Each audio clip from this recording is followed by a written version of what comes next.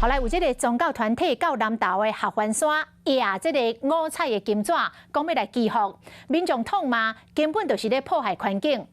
环保局讲，这种的行为已经违法，相关罚款6000块。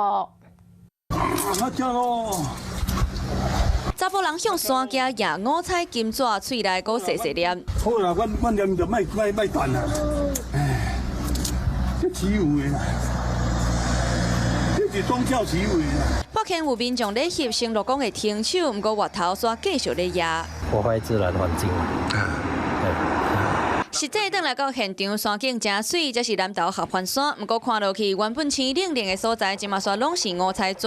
有宗教团体用祈福做理由来野五彩金纸，民众看甲人气就破文讲，这根本就是咧破坏环境。那这个行为确实嘛已经违反废弃物清理法。但我们希望祭祀行为之后，不要造成环境的污染。所以针对这个任意撒这些相关的祭祀的这些用品，然后造成环境的污染，我们大概会处这个1200到6000块的罚款。环保局表示，会到现场了解状况，灰落落的金纸顶悬拢是金文图，阁会靠相关的单位来摒清气。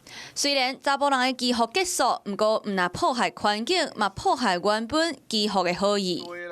Hello， 我是张新文。想要抢先掌握最及时的新闻资讯吗？赶快订阅、按赞、开启小铃铛，锁定华视新闻 YouTube 频道。